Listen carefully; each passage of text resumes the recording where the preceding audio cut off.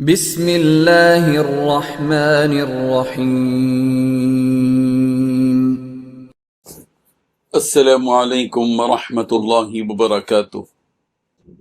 ان الحمد للہ نحمده ونستعینه ونستغفره ونستهدیه والصلاة والسلام على سید المرسلین محمد وآلہ وصحبہ اجمعین، اما بعد۔ حاضرین و ناظرین، یہ درس قرآن نمبر 327 ہے، اور آج سورہ آل عمران کی صرف ایک آیت کی تلاوت و تشریح کی جائے گی، آیت نمبر 175۔ اعوذ باللہ من الشیطان الرجیم، بسم اللہ الرحمن الرحیم۔ انما ذلكم الشیطان يخوف اولیاءه فلا تخافوهم وخافون ان كنتم مؤمنین، صدق اللہ العظیم۔ لفظی ترجمہ یوں ہے، انما ذالکم، یقیناً یہ تو، الشیطان، شیطان ہی ہے، یخوف، وہ ڈراتا ہے، اولیاء، اپنے دوستوں سے، فلا تخافوہم، پس تم ان سے نہ ڈرو، وخافونی، اور مجھ ہی سے ڈرو، ان کنتم مؤمنین، اگر ہو تم مؤمن۔ ترجمہ یوں ہے، در حقیقت یہ تو شیطان ہے جو اپنے دوستوں سے ڈراتا ہے، لہذا اگر تم مومن ہو تو اس سے خوف نہ کھاؤ اور بس میرا خوف رکھو۔ اس آیت میں دو باتیں بتائی گئی ہیں۔ پہلی بات، مسلمانوں کو ایسی شیطانی خبروں سے گھبرانا نہیں چاہیے جو وہ اپنے ہم مذہب کافروں سے ڈرانا چاہتے ہیں۔ دوسری بات، اگر تم مومن ہو تو صرف اللہ ہی سے ڈرو۔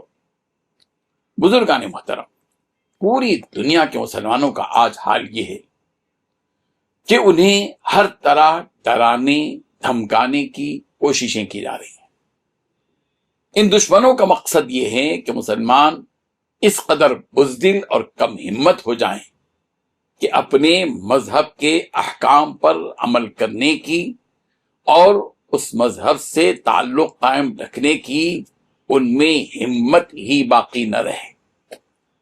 مسئلہ چاہے فلسطین کا ہو، کشمیر کا ہو، سیریا کا ہو، شام کا ہو، ہندوستانی مسلمانوں کا ہو یا پڑوسی ملک کا ہو، بلکہ اب تو عرب ممالک کا حال بھی تقریباً یہی ہے۔ یہودی لابی عالمگیر پیمانے پر مسلمانوں کو ڈرانے دھمکانے پر تلی ہوئی ہے۔ 14 مارچ 2019 کو نیوزی لینڈ کی مسجد پر ہوئے حملے نے یہ صاف طور پر بتلا دیا تھا کہ اس قسم کے واقعات کے ذریعے مسلمانوں کو مرکز اسلامی سے دور کرنے اور ان کی ہمتوں کو پست کرنے کی کوششیں کی جا رہی ہیں۔ ہمارے ملک میں فرقہ پرست طاقتوں کی یلغار ہے اور مختلف موضوعات کو عنوان بنا کر مسلمانوں کے حوصلوں کو پست کرنے کی کوششیں کی جا رہی ہیں۔ 3 طلاق کا مسئلہ، یکساں سول کوڈ کا مسئلہ، NRC کا مسئلہ، NPR کا مسئلہ، وقف ترمیمی بل کا مسئلہ، ان سب فیصلوں اور سازشوں کے ذریعے مسلمانوں کو پست ہمت کرنے کی ایک طرح کی کوشش ہے۔ اور 23 فروری 2020 کو ہوئے دہلی کے فسادات بھی اسی کوشش اور سازش کا ایک حصہ ہے۔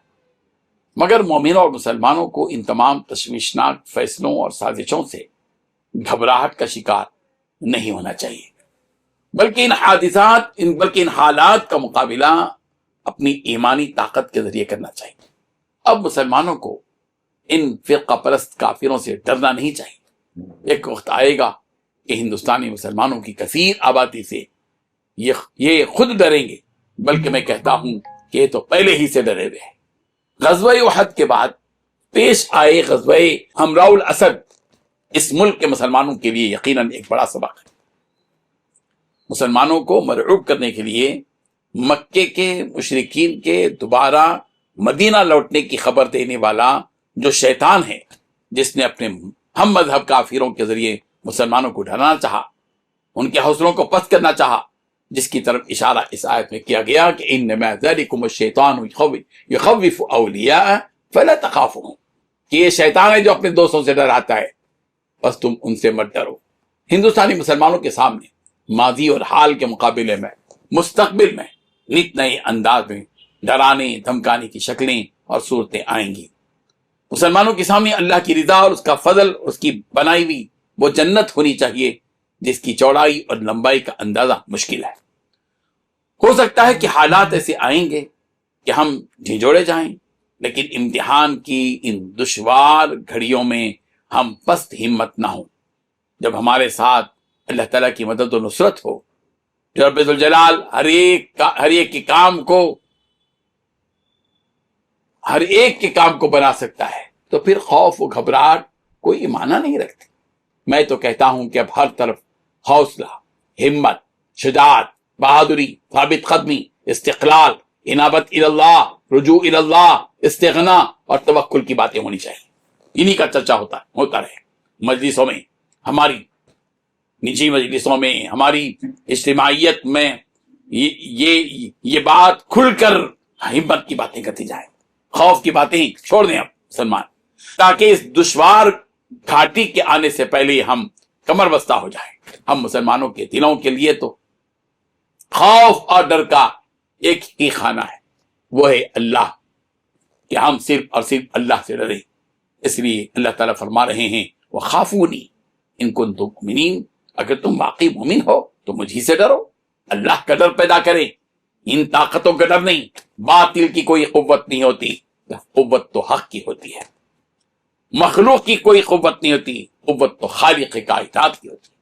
اللہ تعالیٰ ہم سب کو صحیح سمجھ نصیب فرمائے، آمین۔ وآخر دعوانا ان الحمد للہ رب العالمین۔ ڈیلی درس قرآن کو سبسکرائب کیجئے، اپنے تاثرات اور مشورے ارسال کیجئے، اور متعلقین کے گروپ بنا کر انہیں روزانہ درس قرآن بھیجیں اور اجر ثواب پائیں۔